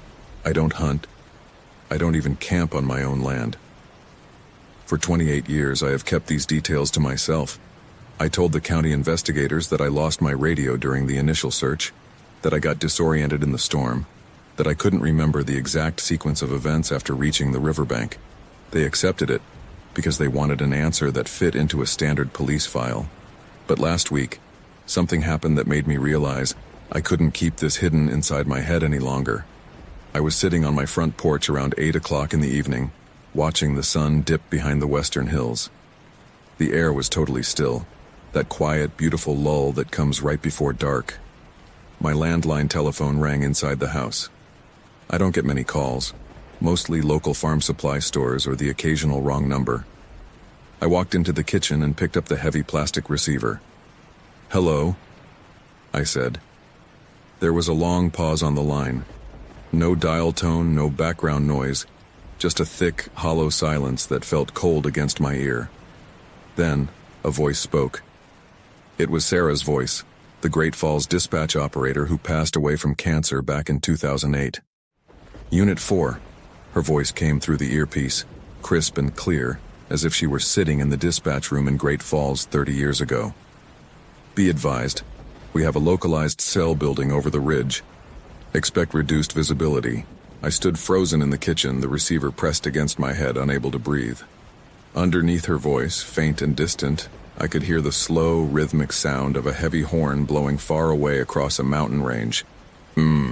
Followed by the sound of dry pine needles compression under weight, right outside my kitchen window.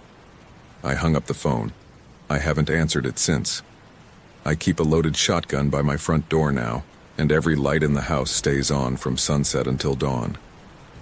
But late at night, when the wind dies down completely over the pasture and the air goes dead and still, I can hear my own voice coming from the dark edge of the tree line at the back of my property, repeating those same coordinates over and over, waiting for me to step off the porch without my shoes. My name is Daniel Vance. I am 41 years old, a former law enforcement park ranger with the United States Forest Service, and I live in the state of Washington. The events I am about to write down took place in the autumn of 2004, deep within the Poseidon Wilderness, a 500,000-acre expanse of high-altitude granite, virgin coniferous forest, and roadless drainages stretching up to the Canadian border in the Okanagan-Wenatchee National Forest. I have kept these details out of official government logs, incident reports, and public search and rescue summaries for 2 decades. The official filing on record regarding the disappearance of my patrol partner, Jacob Miller, still reads as an accidental death due to environmental exposure and spatial disorientation brought on by early season blizzard conditions. But that file is a lie constructed to satisfy regional administrators, county coroners, and grieving family members who needed a clean, comprehensible story to put on a headstone. What actually occurred on Slate Ridge during the second week of October in 2004 was not an accident, nor was it a failure of winter survival training. I am writing this narrative now because my health is failing, the weight of keeping quiet has become intolerable, and because those vast, quiet tracts of timber in the Pacific Northwest hold something that does not belong to the modern world. Something that listens to our voices and waits for us to walk alone into the trees. In the late autumn of 2004, I was stationed out of the Winthrop Ranger District. I had spent 12 years working backcountry enforcement, fish and game monitoring, and trail maintenance across northern Washington. I knew the topography of the Methow Valley, the Lost River Basin, and the upper reaches of the Poseidon, as well as I knew the floor plan of my own house. My primary partner that season was Jacob "Jake" Miller. Jake was 26 years old, a former infantry sergeant with the U.S. Army's 10th Mountain Division, who had transitioned into seasonal ranger work while completing his degree in forestry at Washington State University. He was pragmatically minded, exceptionally physically fit, and utterly devoid of the superstitions that sometimes drift through the ranks of long-term wilderness workers. If a bridge cable snapped, Jake checked the tension torque. If a packer reported strange noises near a creek bed, Jake looked for bear scat or rotting cedar roots shifting under soil pressure. He was the most dependable man I ever rode a trail with. Our final assignment for the 2004 season was supposed to be a routine 3-day closing sweep of the Slate Ridge Fire Lookout Tower, and the adjacent backcountry trail networks before the high mountain passes were buried in winter snow. Slate Ridge sits at an elevation of roughly 7,000 feet, perched on a narrow granite spine overlooking a dense old-growth basin filled with western red cedar, mountain hemlock, and subalpine fir. The tower itself was constructed in the late 1930s by the Civilian Conservation Corps, a timber-framed glass cab structure anchored directly to the rock by heavy steel guy wires and turnbuckles, accessible only by a 40-foot external wooden stair assembly. It had been decommissioned from active fire monitoring years prior, but it was still used as a temporary emergency shelter, weather monitoring post, and seasonal ranger station during late autumn patrols. In addition to our standard winterization duties, shutting down the propane lines, securing the heavy wooden storm shutters over the glass cab, and hauling down old weather equipment, We had been tasked with conducting a secondary visual sweep for a missing person. 3 weeks earlier, on September 21st, a 52-year-old landscape photographer and experienced backpacker named Arthur Pendleton had cleared the trailhead at Lost River. He was slated to spend 5 days documenting the fall color changes in the alpine larches along the upper basin. He never returned to his vehicle. Early aerial searches using National Guard helicopters had turned up no trace of his camp, his gear, or his route, and heavy cloud cover had suspended the air operations after 4 days. The official consensus was that Pendleton had likely slipped on loose shale, fallen into one of the narrow, brush-choked canyons off the main divide, and suffered fatal trauma. Jake and I were instructed to keep an eye out for bright nylon fabric, aluminum frame packs, or any glint of camera lenses in the brush while we made our way up to Slate Ridge. We left the trailhead at first light on Tuesday, October 12th. The morning was clear and bitterly cold, the sky reduced to a washed-out slate gray that promised snow within 48 hours. The damp air smelled of wet spruce needles, wood smoke, and the cold metallic tang of early frost settling over the lower valleys. We packed heavy. Standard issue winter gear, thermal rations, a satellite radio unit, 2 heavy-duty streamlight flashlights, a pair of Pulaski axes, standard issue Sig Sauer P2-29 sidearms in heavy leather holsters, and a 12-gauge Remington 870 shotgun slung across Jake's pack for wildlife deterrence.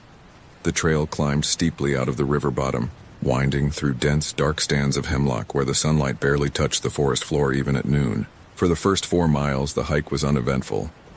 The only sound was the rhythmic crunch of our boots on the frozen mud, and the quiet metallic clink of our gear against our packs.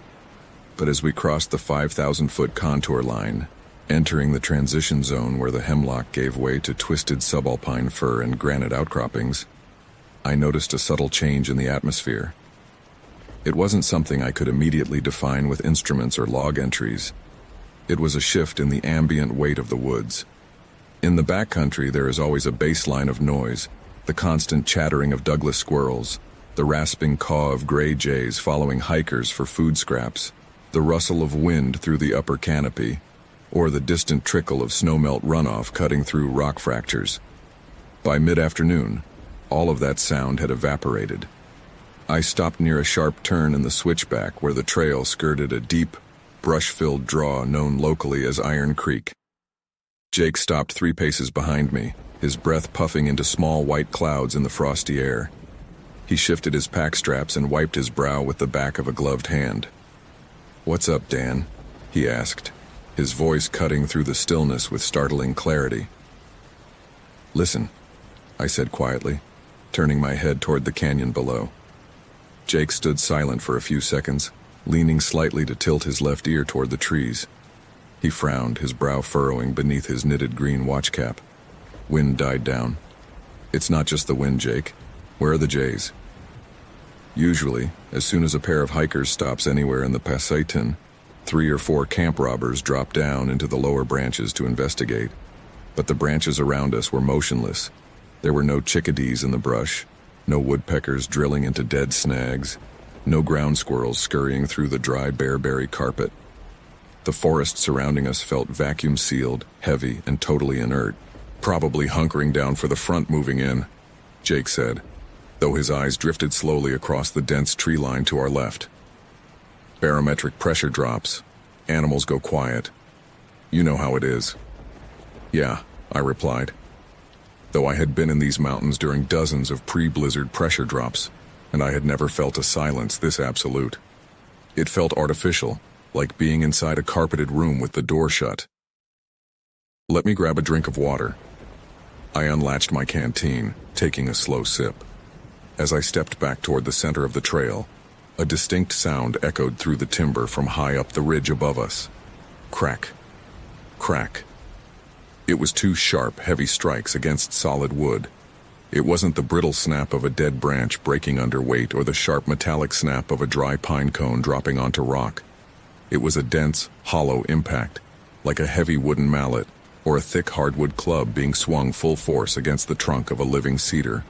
The 2 strikes were spaced exactly 1 second apart. The sound traveled down the ridge, clear and resonant, dying out in the quiet air. Jake immediately looked up toward the upper timberline. Target shooter? Woodcutter? No woodcutting permitted up here, I noted, looking at my topo map. We're 2 miles inside the wilderness boundary. No chainsaws, no vehicles. And that didn't sound like an axe. An axe bites into the bark and dampens the ring. That was solid on solid. Maybe a snag breaking under frost pressure, Jake offered, though he was already unbuttoning the retaining strap on his sidearm holster out of instinct. Maybe, I said. Let's keep moving. I want to hit the cabin before the light drops below the western ridge. We picked up our pace, moving up the remaining switchbacks as the sun began to dip behind the serrated granite teeth of the Sawtooth Ridge. The shadows stretched long and blue across the trail, and the temperature dropped rapidly, plunging into the low 20s. By 5 o'clock, we reached the narrow saddle that led directly to the base of the Slate Ridge lookout. The lookout tower stood against the twilight sky like an abandoned watchtower on the edge of the earth. The timber legs were weathered to a pale bone-gray color, patched with green lichen and yellow moss. The external wooden staircase zigzagged 40 feet up to the wraparound catwalk that encircled the small, square glass shelter at the top. The ground around the base was strewn with granite slabs, low blueberry bushes turned deep purple by the frost, and a few stunted alpine larches dropping their golden needles onto the gray rock. As we reached the base of the stairs, I stopped.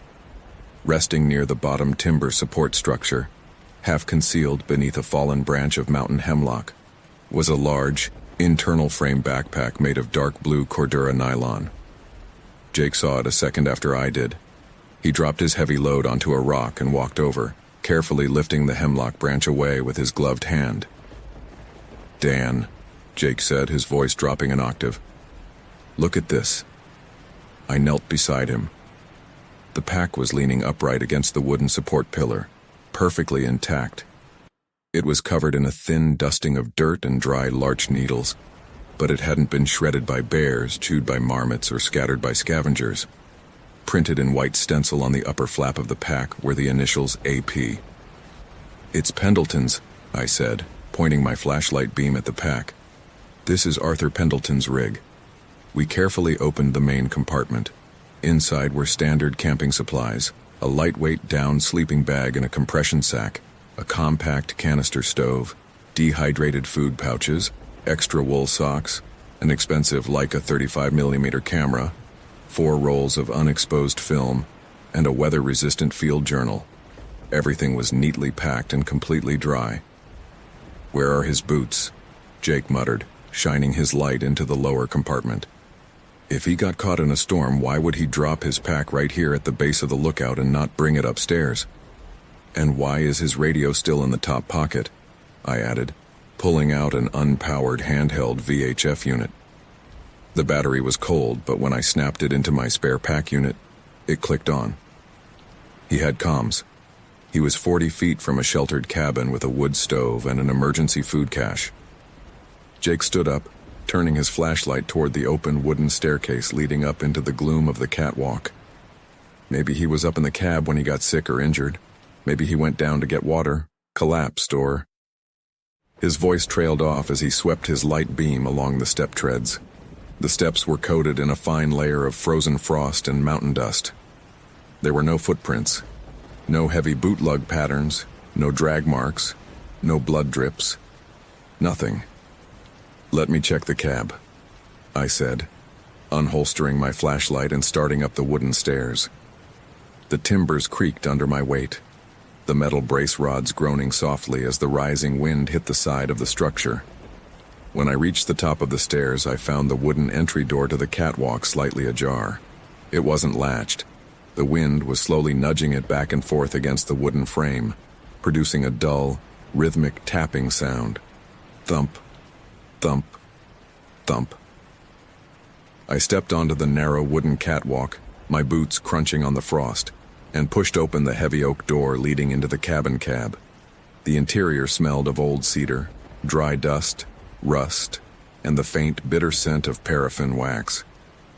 Everything inside was in order. The small cast-iron wood stove sat in the corner, its pipe extending through the roof. The metal cot frame had a rolled-up foam pad resting on it.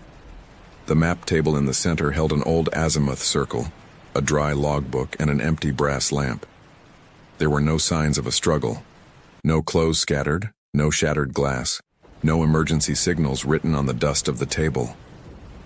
"Clear," I called down over the railing to Jake. "Bring the gear up. We're setting up camp here tonight." By 7 o'clock, the sun was entirely gone. The sky above Slate Ridge had turned into an abyss of deep, seamless black, unlit by stars or moon due to the incoming cloud deck.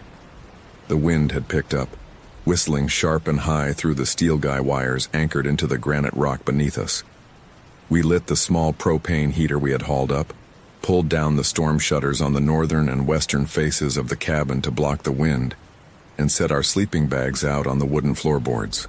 Jake sat on the edge of the cot, nursing a metal cup of black coffee he had boiled over our camp stove. He had Pendleton's field journal open on his knee, flipping through the handwritten entries with a focused, quiet grimace. "Find anything useful?" I asked, sitting across from him on an inverted wooden supply crate while cleaning the lens of my headlamp. "The last entry is dated September 23rd, Jake said, squinting at the faint pencil writing under his light. He says he reached the Slate Ridge trailhead at noon. He noted that the weather was turning cold fast. Then there's this entry from 3 in the morning on the 24th. Jake cleared his throat and read aloud.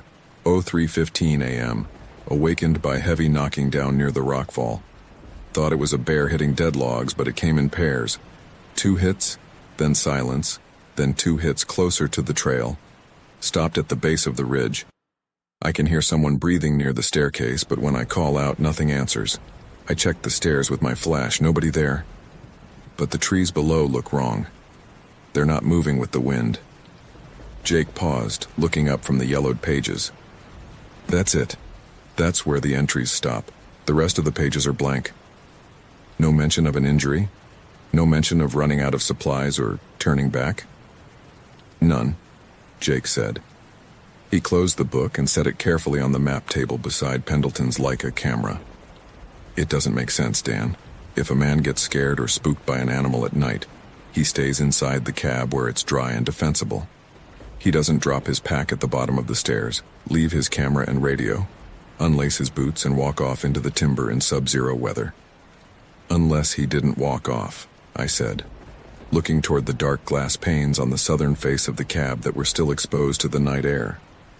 The cabin was silent for a long moment, save for the low, rhythmic hiss of the propane heater and the deep, structural groaning of the wooden timbers as gusts of wind hit the tower legs.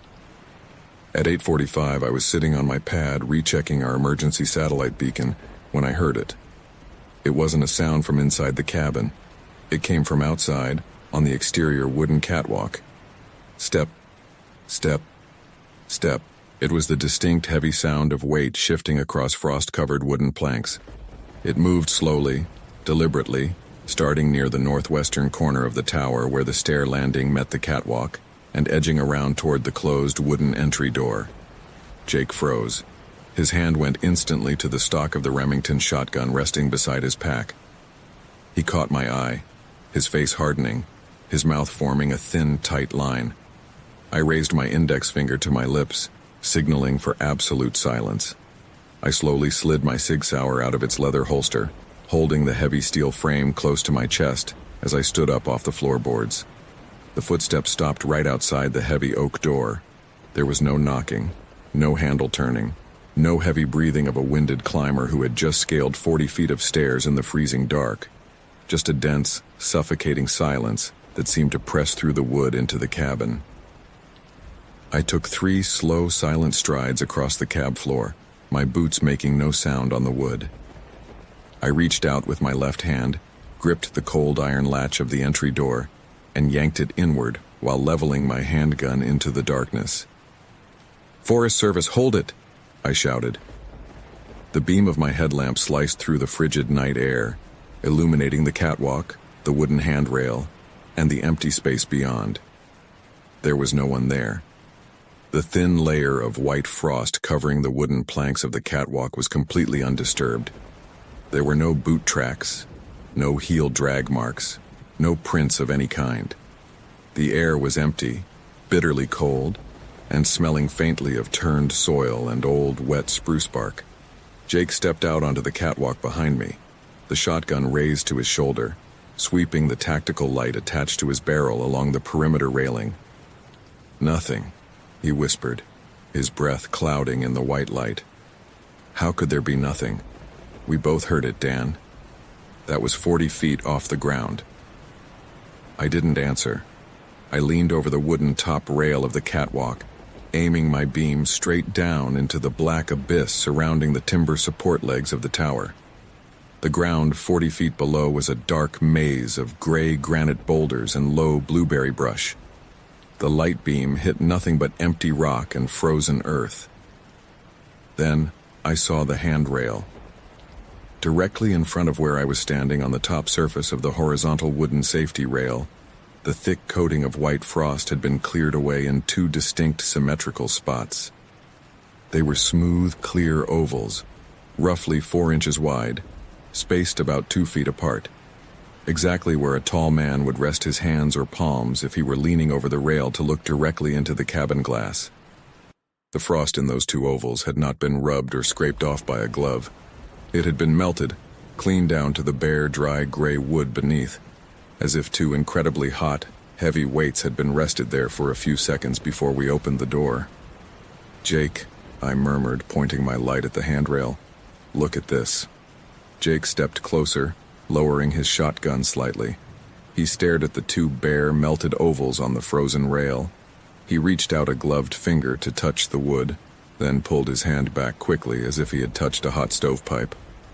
"It's dry," he whispered, his voice trembling slightly for the first time. "The frost didn't melt into water and refreeze. It's totally dry. Whatever was holding this rail was hot enough to vaporize the ice instantly." "We're going back inside," I said, my heart hammering against my ribs like a trapped bird. "Now." We stepped back into the glass cab, closed the heavy oak door, and threw the heavy iron bolt into place. I pulled down the remaining storm shutters over the southern and eastern windows, plunging the cabin into near total dark, lit only by the faint orange glow of the propane heater coil in the corner. We sat in that dark box for the rest of the night. Neither of us slept. We sat with our backs against the interior wall, our weapons resting across our knees, listening to the mountain wind howl through the steel guy wires outside. At 2 a.m, the wind suddenly stopped. The complete, unnatural silence returned to Slate Ridge, heavy and suffocating. 10 seconds later, a voice called out from the darkness down near the base of the tower stairs. "Station 2, this is Unit 4, the voice said. The tone was crisp, clear, and perfectly modulated, sounding like a standard radio transmission. It was my own voice. It was an exact, literal repetition of a radio check-in I had made to the Winthrop dispatch station early that morning when we had cleared the lower trail junction. "Station 2, this is Unit 4. Do you read?" The voice repeated from the frozen brush 40 feet below. Jake jumped, his hands tightening on the steel receiver of the shotgun. "What the hell is that?"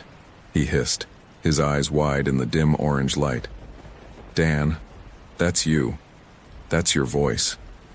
"Stay still," I whispered, though every muscle in my legs wanted to run to the door and look. "Don't answer it. Do not open that door." The voice down in the brush shifted. The tone flattened, losing its human inflection, becoming slightly distorted as if it were being played back through a torn speaker cone in slow motion. "Station 2, this is Unit 4. Then, the sound changed entirely. It was no longer a radio call. It was the sound of a human being unlacing heavy leather hiking boots, the distinct, dull friction of nylon laces dragging through brass eyelets, followed by the soft, heavy thud of 2 leather boots dropping onto the frozen rock floor. Thud, thud. Then came the wood knocking. It didn't come from below this time.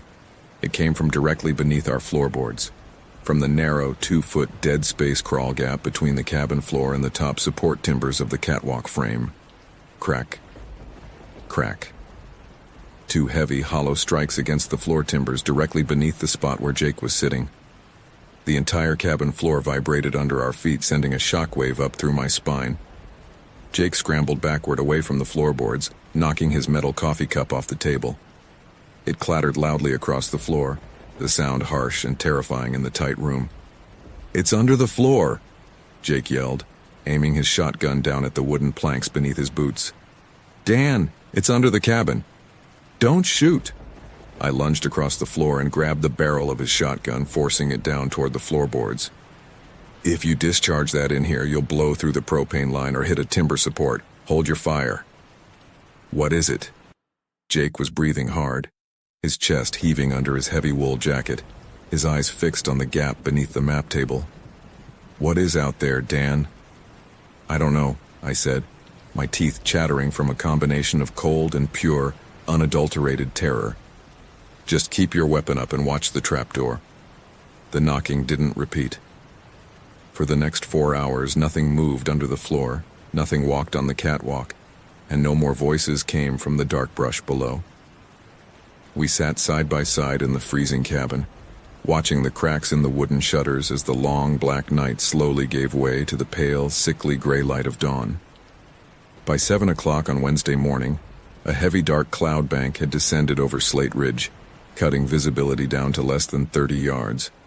A fine, needle-like ice fog was blowing across the granite, coating everything in a fresh, thick layer of white frost.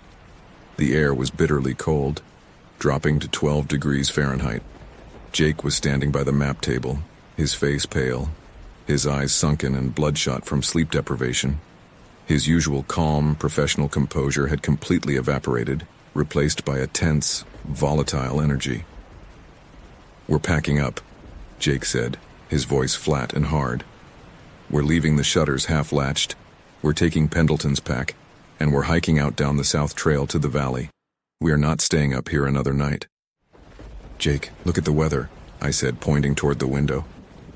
The ice fog was thickening, blowing past the glass in swirling white curtains. "The temp dropped 20 degrees overnight.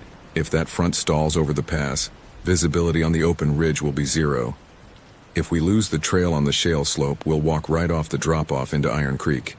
"I don't care about the shale slope," Jake snapped, turning to face me, his hand shaking slightly as he gestured toward the floorboards. "You heard that last night, Dan. You heard your own voice coming out of the brush. That wasn't a bear.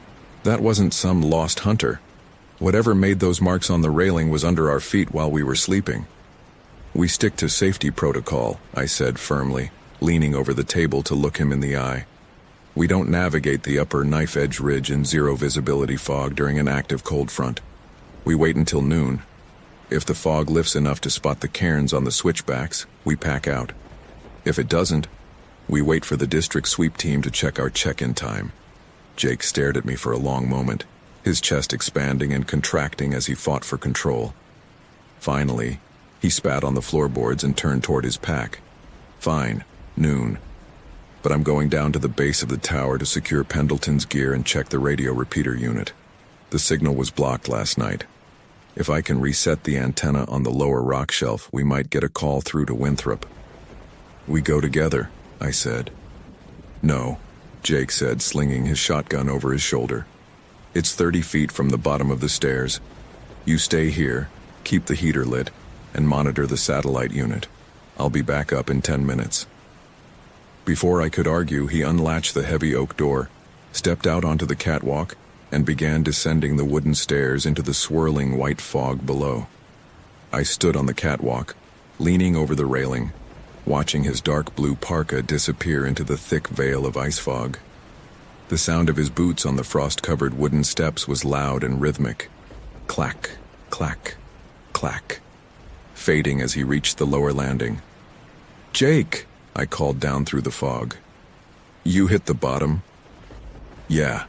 His voice floated back up, sounding slightly muffled by the dense mist. "I'm at the bottom frame. Visibility down here is terrible. Can't see 10 feet past the boulders." "Find the repeater wire," I yelled back. "Hold on," he shouted. "I see something near the rock wall." There was a silence that lasted for about 10 seconds. The wind was low, humming softly through the steel guy wires anchored into the granite. Then, Jake's voice came back up through the white fog.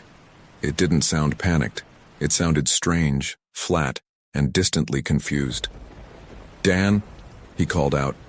"Yeah? What is it? Did you come down the stairs?" I frowned, leaning further over the rail into the fog. "No, I'm standing right here on the catwalk." "Why?" "Because..." Jake's voice faltered slightly. "You're standing right here by the timber leg. You're standing in the brush near the gearbox." A ice-cold spike of adrenaline shot through my chest, turning my blood to sludge. "Jake, listen to me!" I screamed down into the white abyss. "Get away from that timber leg. Climb back up the stairs right now. Do not look at it. Climb the stairs." "Dan, you're wearing your orange winter parka," Jake's voice said. It sounded oddly faint now, as if he were walking away from the stairs, moving out onto the open granite shelf. "You're holding your radio. Why aren't you saying anything, Dan?" "Jake, that is not me," I roared, throwing myself down the wooden stairs 3 steps at a time. "Get back to the stairs, Jake!" My boots slammed against the wooden step treads as I sprinted down into the dense, blinding white fog. The ice fog was so thick I could barely see the handrail 2 feet in front of my chest. I hit the bottom landing, my foot slipping slightly on the frozen rock, and unholstered my Sig Sauer, raising it into the white gloom. "Jake!" I yelled, turning in a circle on the granite shelf. The area around the base of the tower was empty. Jake's pack was resting near the wooden support pillar where he had dropped it earlier. His shotgun, the 12-gauge Remington, was lying on the flat granite rock 4 feet away, its metal barrel frosted over, its receiver empty. "Jake!" I screamed into the fog. From 50 yards out down the narrow shale-covered ridge, a direction that led straight toward the sheer 800-foot cliff face overlooking Iron Creek Basin, came the sound of bootsteps. They were fast, heavy, and rhythmic, moving rapidly over the loose shale. Crunch, crunch, crunch. And then, above the sound of the running boots, came a sound that made my lungs freeze in my chest. It was Jake's voice. But it wasn't calling for help. It was laughing. It was a flat, mechanical, perfectly rhythmic laugh. Ha, ha, ha, ha. Played at regular 1-second intervals, drifting back through the white mist until it was cut off abruptly by the sharp, echoing sound of 2 heavy wood knocks echoing from the trees below the cliff edge. Crack, crack. Then absolute silence returned to the ridge. I ran toward the sound, my heart pounding violently against my ribcage, my breath coming in ragged, painful hitches that burned my throat in the freezing air. I skidded to a halt at the edge of the granite drop-off where the ridge broke down into the sheer rock wall of Iron Creek Canyon. The white fog hung over the edge like a blank, endless wall. "Jake!" I wept into the empty white space. "Jake!" No answer came back. No falling shale, no cry for help, no sound of wind. Nothing. On the flat rock shelf 3 feet from the drop-off, placed side by side with meticulous geometric precision, were Jake's heavy leather winter patrol boots. They were unlaced. The long nylon laces were laid out neatly along the rock surface like parallel black lines. Inside the boots, his spare wool socks were tucked neatly, dry and untouched by the fog. There were no footprints in the dirt around the boots, no marks on the lichen, no signs of a struggle, just the pair of boots, sitting alone on the edge of the abyss. I don't remember how I got back up the stairs to the lookout cab. I remember slamming the oak door, dropping the heavy iron bolt into place, and sitting against the far corner wall with my handgun pointed at the lock, my entire body shaking so hard I could barely hold the steel grip. I stayed in that corner for 26 hours. I didn't turn on the propane heater.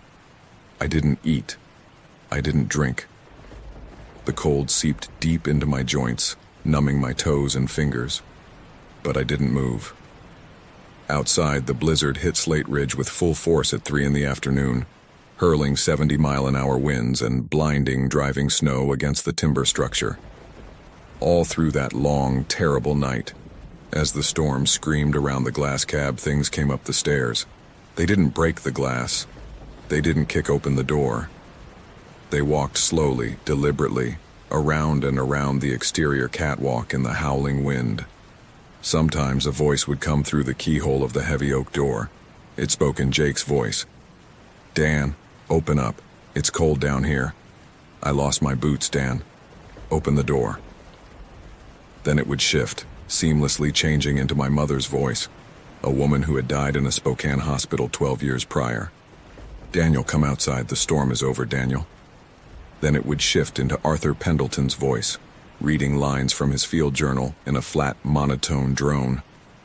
"I can hear someone breathing near the staircase, but the trees below look wrong."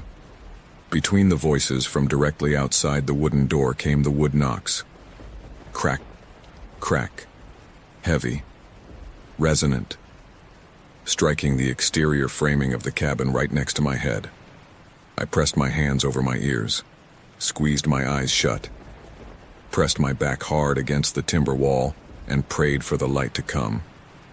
Search and rescue teams from the Okanagan County Sheriff's Office and the U.S. Forest Service reached the Slate Ridge Lookout late on Thursday afternoon, after the storm had cleared enough for a tracked snowcat to reach the upper trail saddle. They found me sitting in the corner of the darkened cab, suffering from severe hypothermia, frostbite on my fingers, and acute psychological shock. My service weapon was still locked in my hand, its hammer cocked, pointed at the entry door. It took 4 days for the ground teams to locate Jacob Miller's body.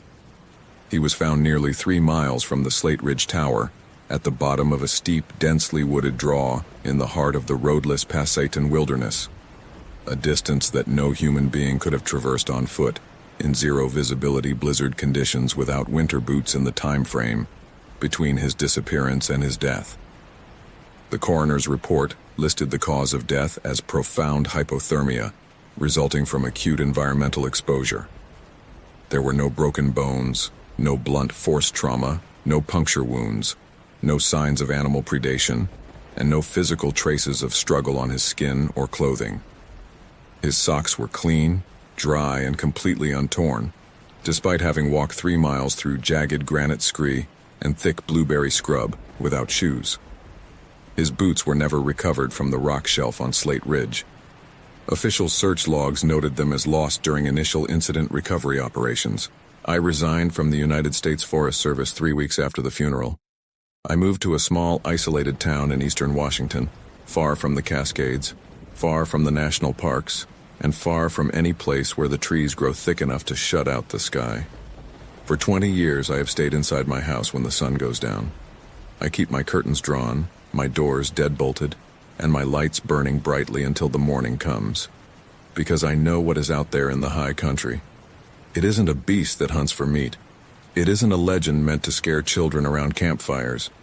It is an old, patient thing that sits in the silent timber of the Pacific Northwest, living in the spaces between the trees where the light doesn't reach. It steals our names, it steals our memories, and it mirrors our voices until we drop our gear, unlace our boots, and walk willingly out into the dark.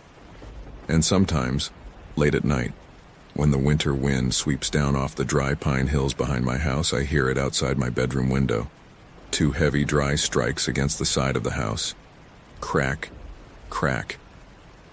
And then, floating soft and clear through the dark glass, my own voice calls out to me in the cold.